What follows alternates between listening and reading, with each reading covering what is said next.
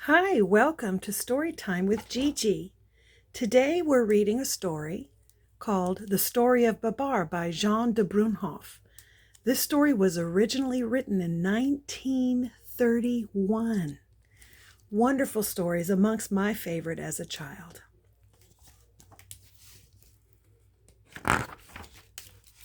This is the story of how Babar came to be.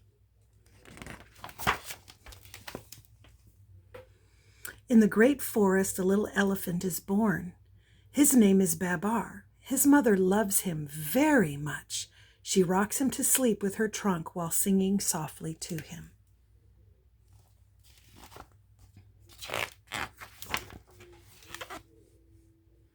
Babar has grown bigger. He now plays with the other little elephants. He is a very good little elephant. See him digging in the sand with his shell?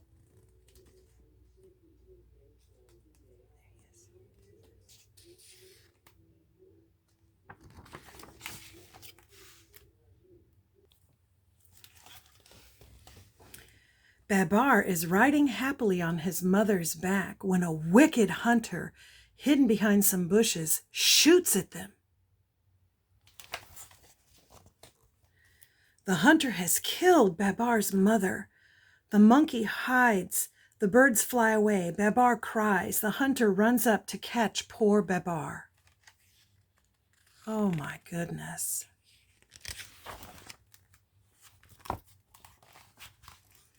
Babar runs away because he is afraid of the hunter. After several days, very tired indeed, he comes to a town.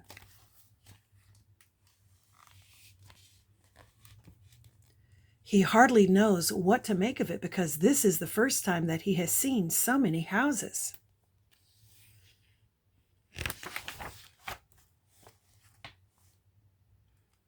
So many things are new to him, the broad streets, the automobiles and buses. However, he is especially interested in two gentlemen he notices on the street. He says to himself, "Really, they are very well dressed. I would like to have some fine clothes too. I wonder how I can get them." Luckily, a very rich old lady who has always been fond of little elephants understands right away that he is longing for a fine suit. As she likes to make people happy, she gives him her purse. Babar says to her politely, "Thank you, madam."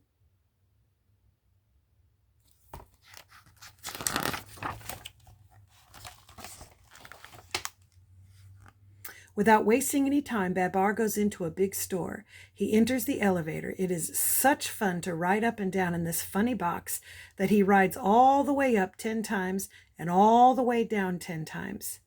He did not want to stop, but the elevator boy finally said to him, "This is not a toy, Mr. Elephant.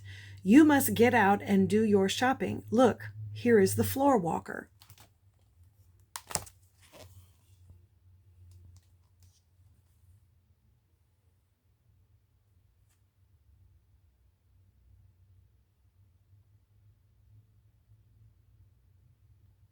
That is a neat sensation to go up and down. A shirt with a Babar then buys himself a shirt with a collar and tie, a suit in a becoming shade of green, and then a handsome derby hat, and also shoes with spats.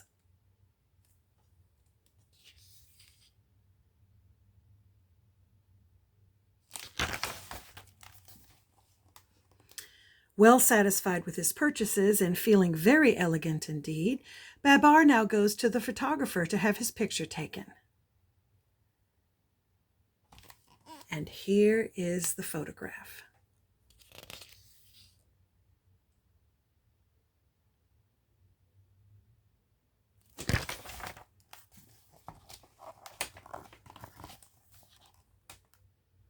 Babar dines with his friend, the old lady.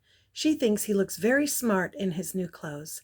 After dinner, because he is tired, he goes to bed and falls asleep very quickly.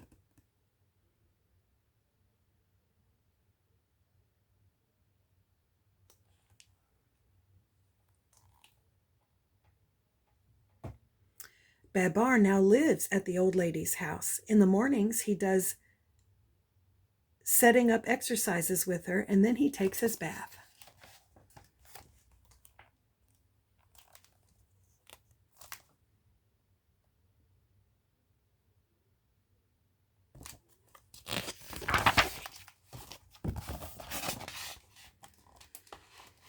He goes out for an automobile ride every day. The little old lady has given him the car. She gives him whatever he wants. Look at the beautiful countryside that he goes to visit.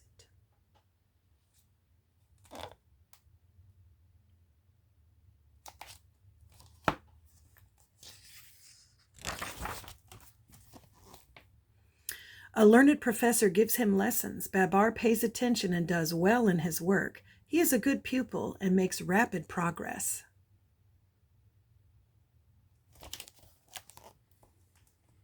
In the evening after dinner, he tells the old lady's friends all about his life in the great forest.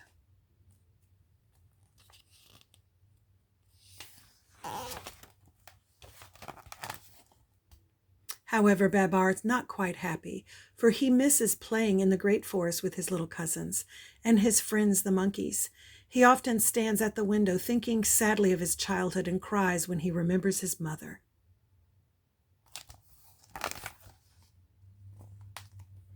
Two years have passed. One day during his walk, he sees two little elephants coming toward him.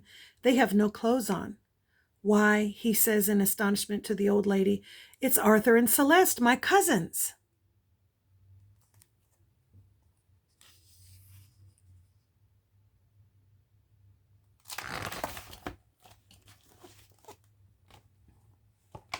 Babar kisses them affectionately and hurries off with them to buy them some fine clothes.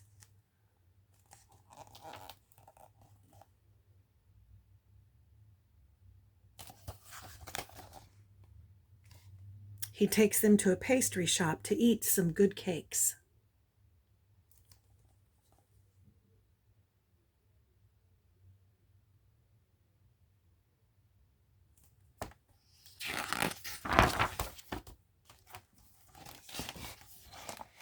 Meanwhile, in the forest, the elephants are calling and hunting high and low for Arthur and Celeste, and their mothers are worried.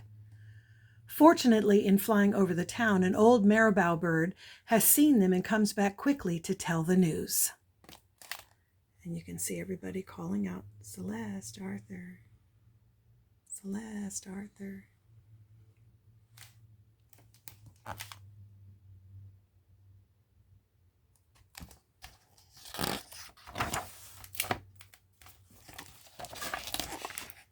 The mothers of Arthur and Celeste have come to the town to fetch them. They are very happy to have them back, but they scold them just the same because they ran away.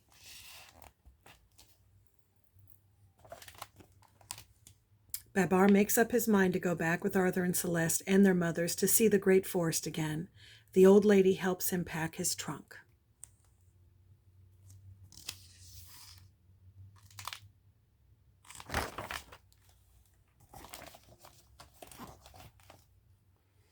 They are all ready to start. Babar kisses the old lady goodbye. He would be quite happy to go if it were not for leaving her. He promises to come back someday. He will never forget her.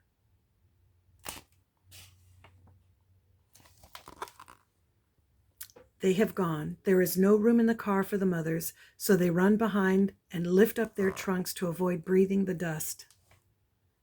The old lady is left alone. Sadly, she wonders, when shall I see my little Babar again?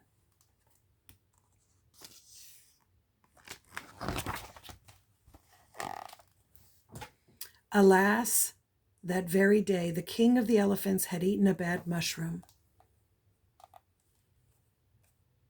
Oh no.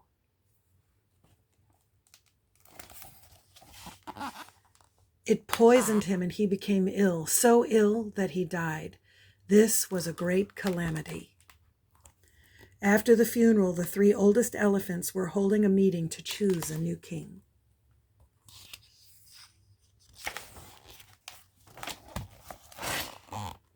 Just then they hear a noise. They turn around. Guess what they see? Babar arriving in his car. And all the elephants running and shouting. Here they are, here they are. Hello, Babar. Hello, Arthur. Hello, Celeste. What beautiful clothes. What a beautiful car. Everyone is happy and overjoyed.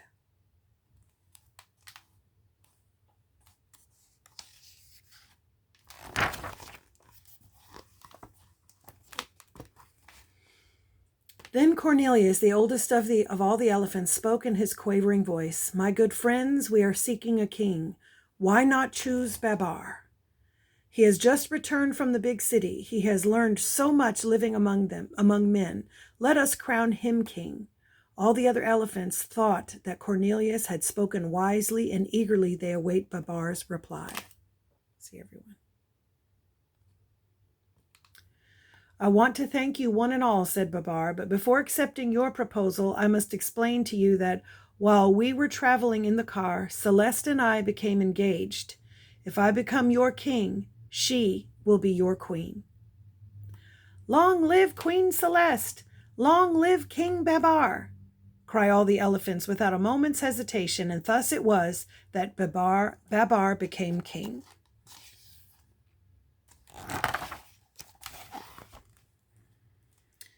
"You have good ideas," said Babar to Cornelius. "I will therefore make you a general, and when I get my crown, I will give you my hat. In a week I shall marry Celeste. We will then have a splendid party in honor of our marriage and our coronation." Then turning to the birds, Babar asks them to go and invite all the animals to the festivities, and he tells the dromedary to go to the town and buy some beautiful wedding clothes.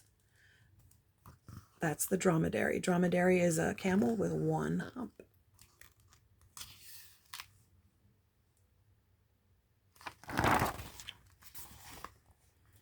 The wedding guests begin to arrive. The dromedary returns with the bridal costumes just in the nick of time for the ceremony.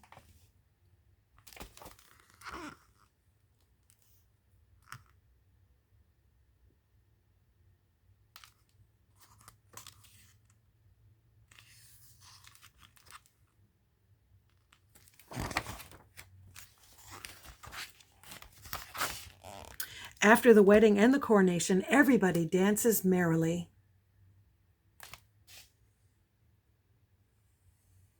Big party. There's Cornelius.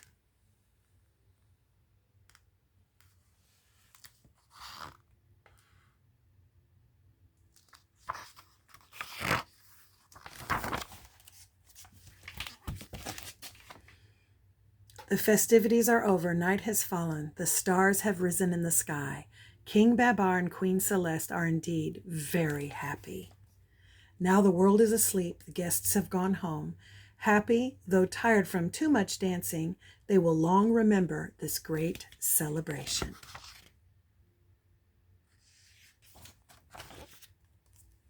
And now King Babar and Queen Celeste, both eager for further adventures, set out on their honeymoon in a gorgeous yellow balloon that says au revoir, which means goodbye in French. And that's our story. I hope you liked it. There's Jean de Brunhoff, the author and creator of the Babar stories. I hope you liked it. Make sure that you like and subscribe and share with your friends. Bye until next time.